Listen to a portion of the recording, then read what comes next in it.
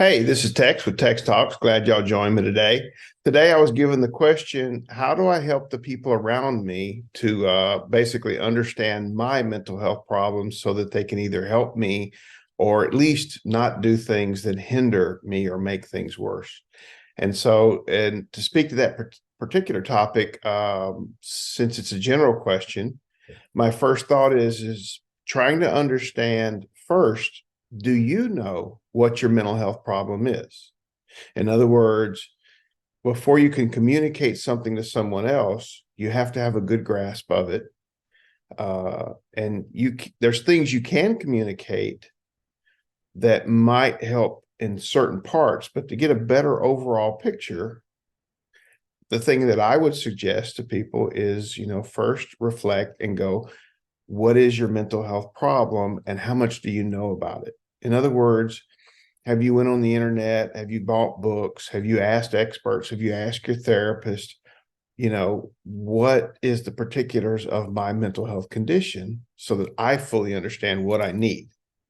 Because in order to communicate to someone, you have to know what you need and even maybe understand, if you can, why you need it. These are things that will help the other person. And I'll give you some examples. If you get very frustrated when people push you to do things faster, and that makes you more anxious, then being able to reflect on that and realize, okay, I can make decisions, but when I feel I'm under pressure, it's tougher. Okay.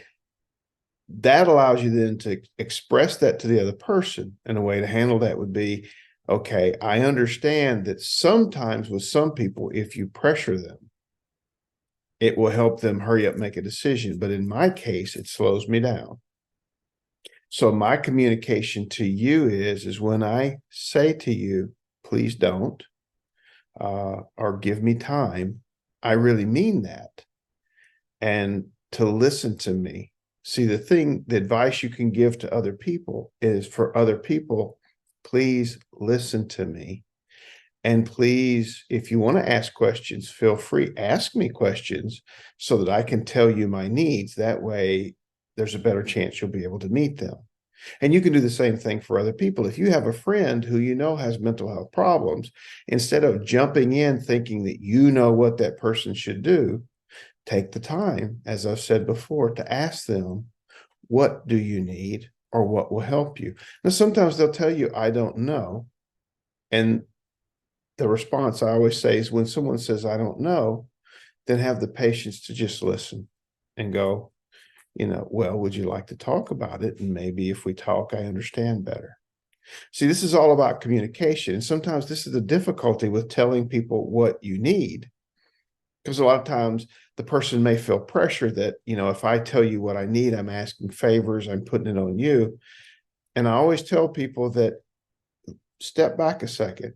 If you have problems and you help the other person understand so that they can talk to you, help you do better around you, you're actually doing them a favor. You're not asking something from them. You're actually helping them.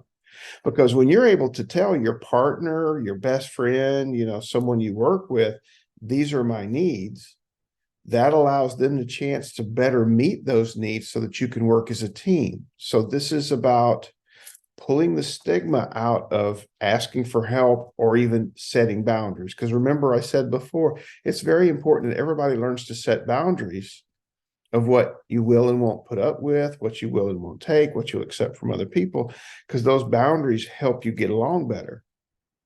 Having certain problems, especially mental health problems like anxiety or depression or anything else, even OCD, any of that, means that you may have different boundaries than other people. And if the other person respects you, then you can communicate those boundaries. If they don't respect you and they don't respect your boundaries, then you already know that trying to talk to them is just not very fruitful because their objective is not to help you. Their objective is to get what they want. And you immediately know that when you tell them, this is my boundary, this is what I need, and they ignore that, then that person is not interested in helping you. They're interested in helping themselves. And that's when you have to reassess the situation and go, is this really somebody I want to keep in my proximity? Is this somebody I really want to be in my friend group? Or if I have to put up with them at work, then I limit my exposure to them. So going back to understanding what you need and then communicating that. Now, sometimes people will have difficulty because what you need clashes with what they think everybody should have.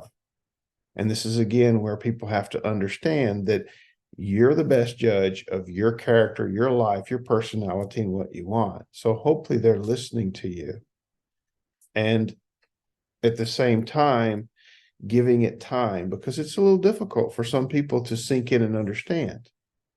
Again, though, you set your own personal boundaries. How much room will you give them to make mistakes? How many times will you let them cross those boundaries before you say no more and cut that off? And that's a you thing.